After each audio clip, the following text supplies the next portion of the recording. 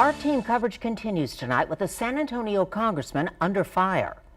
Representative Chip Roy criticized for his remarks during a hearing on violence against Asian Americans.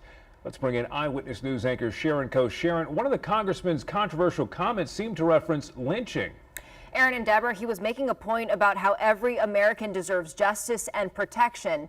The congressman then said this. There's old sayings in Texas about, find all the rope in Texas and get a tall oak tree. We take justice very seriously, and we ought to do that. His remarks received blowback from his peers who say Roy's reference to violence added flames to the fire. Roy's comments came during the first congressional hearing into anti-Asian discrimination in 30 years. The Republican congressman said he was concerned that today's hearing was venturing into policing rhetoric in a free society with free speech. Roy also used his time to criticize the Chinese Communist Party. Here's what Democratic Representative Grace Meng of New York had to say about it. Can talk about issues with any other country that you want, but you don't have to do it by putting a bullseye on the back of Asian Americans across this country, on our grandparents, on our kids.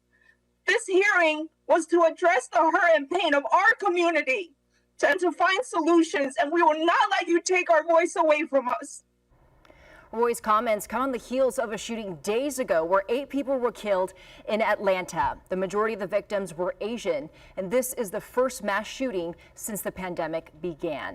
Now, Roy hasn't addressed the backlash on his public platforms, but he did talk to the Daily Caller. He told the news site that, quote, folks are freaking out that I used an old expression. He continued to say we need more justice and less thought policing. Deborah and Aaron? Sharon, thank you. New developments in the Georgia spa shooting left 8 people dead. Authorities said today hate crime charges are not off the table. This after the sheriff appeared to blame the shooting on the suspect's sexual addiction. Mark Strassman tells us how a social media post is coming back to haunt the sheriff's office. Surveillance video obtained by the Daily Mail shows Robert Long's black Hyundai pull up to Young's Asian Massage. Police say he confessed to gunning down 4 people inside, 2 of them Asian women. Moments later, Long walked back to his car and drove away. Then bedlam as dazed and wounded customers come out and police rush to reports of gunshots. From Cherokee County, Long traveled roughly 30 miles to Atlanta and at 2 separate massage spas shot down 4 more people, all Asian women.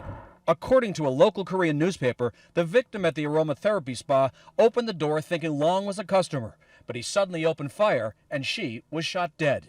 He did frequent those 2 locations. Atlanta police say it's not clear if the killer targeted specific people. The investigation into a possible hate crime, is that still on the table? Our investigation is looking at everything, so nothing is off the table for our investigation.